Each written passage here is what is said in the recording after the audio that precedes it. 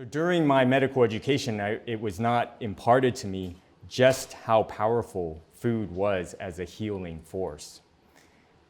My paradigm has changed, as you can see, and I thought I would share that through a story. And this is the story of Robert. He gave me permission to share his story. And Robert, this is a picture of him before he had successfully gone on a healthy diet. He had tried many healthy diets leading up to going on what's called a whole food plant-based diet. He had tried the Atkins diet, he had tried Weight Watchers, he had tried Medifast, he had tried a juice diet, and each time he would lose about 30 to 40 pounds.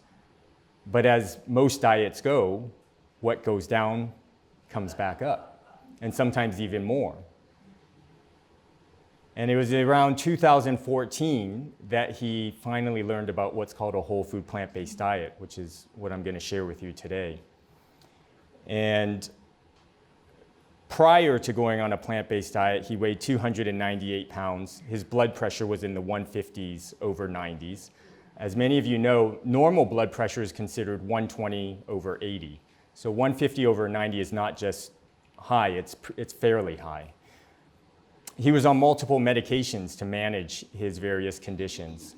He was on Zetia, which is a cholesterol-lowering medication. He was on Norvasc, which is a powerful blood pressure-lowering medication.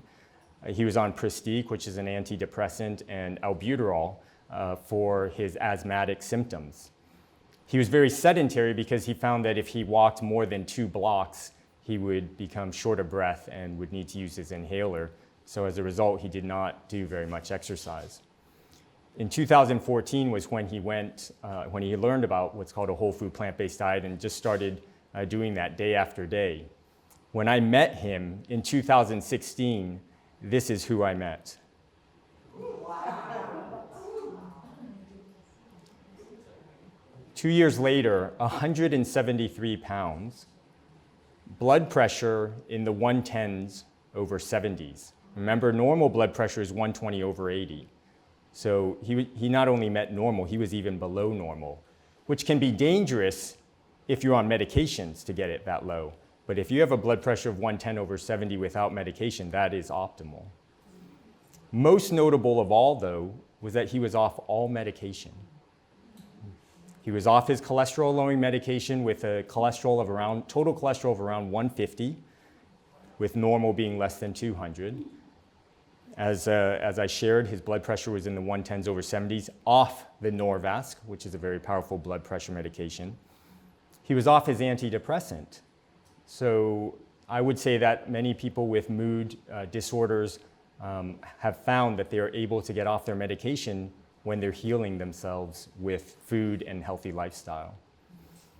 And last, he was off his asthma inhaler, and when I took this picture of him when he was under my care, as you can see, he's got his running shoes on.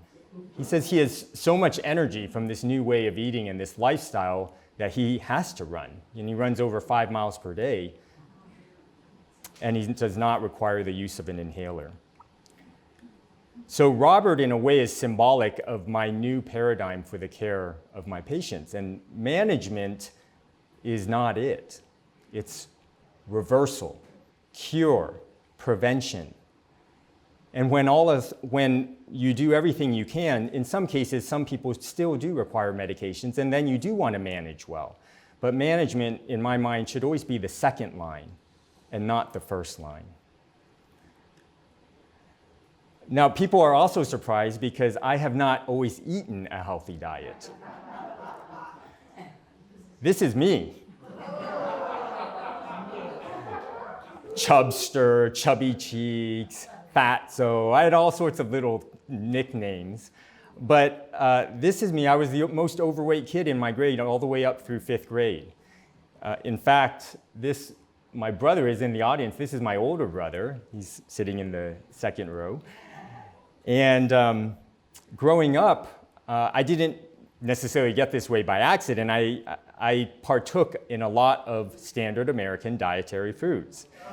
So my older brother, Jonathan, when my parents would go out, he had his dinner down for what he made me. It was this corned beef hash that he would kind of deep fry till it was nice and charred.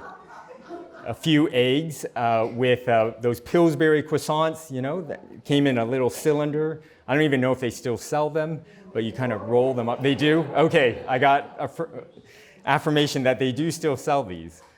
And we would make like 20 of those. So that would be our dinner. I grew up here in San Diego. So many of you, just right down the road is University Town Center, right? And my favorite place to go was to get the hot dog on a stick at Orange Julius, along with an large Orange Julius, which I have since learned. Normally I have the audience guess, but for the sake of time, I will tell you, a large Orange Julius has 132 grams of added sugar. Now, just so you can kind of conceive of what that means, 1 teaspoon of sugar is 4 grams. So that's over 30 teaspoons of sugar. And I guarantee you that right now, if I were to get a teaspoon of sugar and have any of you take it, you would probably gag because it's so sickeningly sweet. But once you mix it in this frothy mixture, then it goes down much easier. And that would be something I would drink quite often. I loved my Happy Meals from McDonald's, Funyuns, typical processed food. I loved getting Wendy's Frosties from the drive-thru on Friday nights after going out to eat. Banana splits were my favorite dessert. And Saturday morning cartoons. That was where you would find me on Saturday mornings. I guess I turned out okay, all things. My mom and dad did a really good job. But that period of my life, in a way, I'm thankful for it because what it did is it got me very interested in nutrition. I took a lot of wrong detours along the way. So in the 80s was the whole low-fat diet.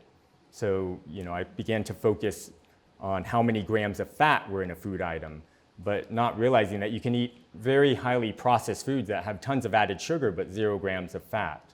So that's not ideal. I took a detour at the Mediterranean diet, which has a lot of good health properties, but one of the issues with that is there's not really a restriction on olive oil. And in a nation where 7 out of 10 US adults are either overweight or obese, having sort of limitless amounts of olive oil can be detrimental considering that oil is the most calorically dense food on planet Earth at 4,000 calories per pound. Compare that to broccoli, which is going to be under 100 calories per pound. Many people have gone for the low-carb dietary fad, and during med school and residency, I was actually a huge proponent of that because we were not necessarily taught dietary nutrition principles during med school and residency. And so I still remember sitting after waiting till clinic finished and meeting with patients to spend extra time talking to them about how for breakfast they could have bacon and eggs, just hold the toast. So there's a lot of, and I think this is one of the challenges out there, is there's a lot of misinformation that exists, and it's hard, I feel compassion for my patients because it's difficult for them to sort through truth versus fiction. Well, my aha moment came in 2014 when I was watching PBS, and this is a picture of me with Dr. Joel Fuhrman, who is a pioneer in the plant-based nutrition field. And I saw Dr. Fuhrman come on screen, and he mentioned these words, whole food, plant-based, which this was 2014 was after I'd finished my medical training. It was the first time I had ever heard those words. And when I was watching him on PBS, he made these outrageous claims about the power of a whole food, plant-based diet to not just prevent, but actually reverse many of the chronic illnesses that I had been seeing in my patients, like diabetes and high blood pressure. But it piqued my interest. I went to the public library in San Francisco, checked out the book Eat to Live. I subsequently watched a documentary that I'd highly recommend to all of you called Forks Over Knives. And I have not looked back since. If anything, each year that I see new studies come out, and read more books and gain additional knowledge and information, it only reinforces and further affirms that this way of eating is an optimal way to eat.